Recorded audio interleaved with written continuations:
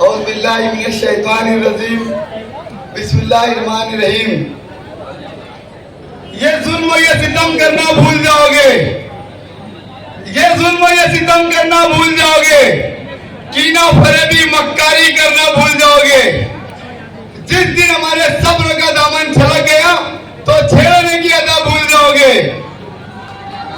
आज मालेगांव शहर के अंदर 2024 का इलेक्शन आने वाली 20 तारीख के दिन बटन नंबर 5 दबा के मौलाना मुफ्ती इस्माइल कासमी को क्यों कामयाब करना है, मेरे अपने वार्ड के और शहर के लोगों को ये बताना जरूरी है। नहीं तो मेरे से ज्यादा सीनियर लोग मुकर्रिर और जिम्मेदार से वक्त कम है, फिर भी मैं बहुत शॉर्ट टाइम में बताऊंगा। कल यहाँ पर मदन चोपड़ा टकला जो 32 तारीख है उसका जलसा था। एक जाहिल हरा हुआ एमएलए एक आलिम को बोलता है कि आप अगर सच्चे हो तो मस्जिद के मेंबर पर आके कहो। अबे जाहिल, तू एक आलिम से मस्जिद के मेंबर में आने का बोल रहा है।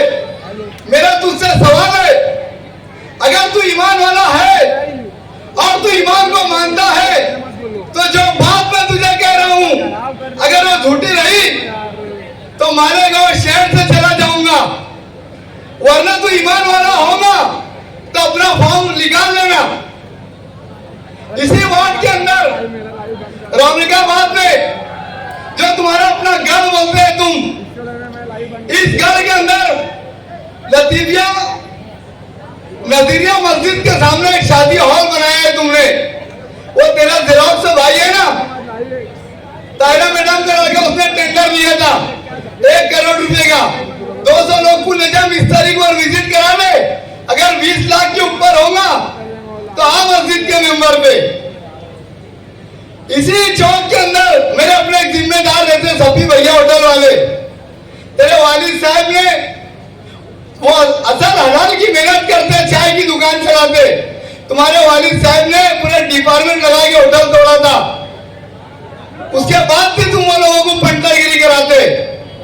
इसी वार्ड के अंदर मेरे एक जिम्मेदार रहते हैं रियाज भाई, उनके लड़के के ऊपर, मेरे ऊपर, कमल बलवान के लड़के के ऊपर एक झूठा केस तूने अगर नहीं बनाया मेरा मदन चोपड़ा तो आप मस्जिद के मेंबर में बता दे कि नहीं बनाया। मेरे वार्ड के एक माजी कारपोरेटर है बहुत सीधे फरीद कुरैशी, पूछ मदन चोपड़ा के क्यों शिवसेना का बोर्ड लगाए थे उन्होंने। उनकी रोजी रोटी के अंदर तूने दखल अंदाजी किया था, ब्लैकमेल किया था। आज मस्जिद के मेंबर पे बताने के तूने मेरे वार्ड के लोगों को नहीं सताया। जहाँ पे जलसे की स्क्रीन लगी हुई है वहां पे जो 20 लोगों की रोजी रोटी चल रही है वो मुफ्ती इस्माइल कासमी के फंड से बनी हुई गटर है। न तो तेरे वालिद और तूने 32 तारीख अतिक्रमण ला के नहीं तोड़ा लगे, आज मस्जिद के मेंबर पर बता दे।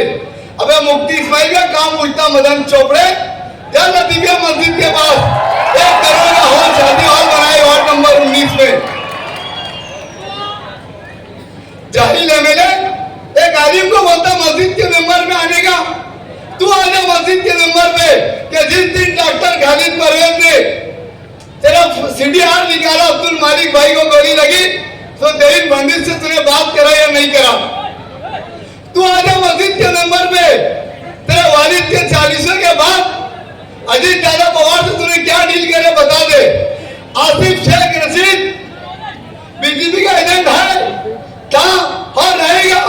ये शहर वाले को प्रूफ करने की जरूरत नहीं है, दिख रहा है। मालेगांव शहर के अंदर आसिफ शेख रशीद को वोट देना अजीत दादा पवार को वोट देने के बराबर है। मालेगांव शहर के अंदर रिक्शा निशान में वोट दबाना बीजेपी को और आरएस को वोट देने के बराबर है। एक आलिम को तुम मस्जिद के मेंबर में बुलाते हो।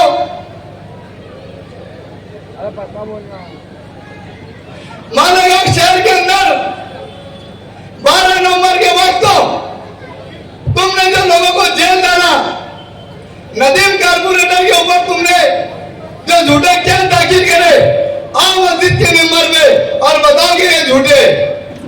औरंगाबाद के अंदर तुमने सिर्फ और सिर्फ मेरे जिम्मेदारों को गलत इस्तेमाल किया। तुम मेरे वार्ड के जिम्मेदारों को क्या डेवलपमेंट के लिए, क्या वार्ड के विकास के लिए, क्या शहर के विकास के लिए 40 साल के अंदर 40 जिम्मेदार बताना मेरे वार्ड में तुमने उनके अच्छा करा बोल के। नहीं तो इसी स्टेट से 40 बुराई बताऊंगा मैं तुम्हारे को। वक्त तो कम है, एक भी मिसाल देने के लिए काम नहीं बता सकते ये लोग। वार्ड नंबर 19 के अंदर यही आसिफ शेख रशीद थे जिसने बताया क्या मुफ्ती इस्माइल ने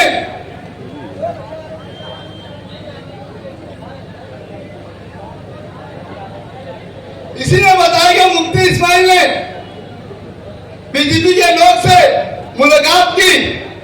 मैं ये स्टेट से बताऊंगा क्या पूरे शहर में देखा कि तुमने देवी पंडित से बात किया, तुमने अजीत दादा पवार को अपने घर बुलाया, तुमने इस्लाम नाम पार्टी देने का टेंडर लिया, ये शहर ने देखा। तुम अपने आप को शहर का रहबर बताते हो। एक बार ईमानदारी से ये बताओ कि जिस वक्त तुम शहर के मामूर बने उस वक्त ही तुमने हमारे ऊपर 5% केयर पट्टी का हर साल बढ़ाने का एक बोझ थोप दिया। जब तुम्हारे शहर के अंदर तुम्हें इतनी अपने लोगों से मोहब्बत थी तो इतनी बड़ी मुसीबत थोपने से पहले नहीं दिखा तुमको। मैं मेरे अपने वार्ड के आवाम से गुजारिश करूंगा कि आपने 40 साल से इनकी वफादारी की, आपने 40 साल से इनके लिए जिंदाबाद मुर्दाबाद का नारा किया। उसके बाद आपको सिला क्या मिला? आपके बच्चों को जेल, आपकी होटलों में अतिक्रमण, आपकी रोजी रोटी के सामने डिवाइडर तोड़ना, किस किस तरीके का जुल्म सहेंगे आप लोग? ब्लैक मेलर है ये मदन चोपड़ा, झूठा ये मदन चोपड़ा। मालेगांव शहर के अंदर जितना इसने जुल्म किया है, जितना इसने ब्लैकमेल किया है, आने वाले 20 तारीख के दिन पतंग निशान में बटन नंबर 5 के ऊपर अपना कीमती वोट देके ये ब्लैकमेलर को इसकी जगह बताना। इतना ही कह के मैं अपनी तकरीर खत्म करूंगा। अस्सलाम वालेकुम।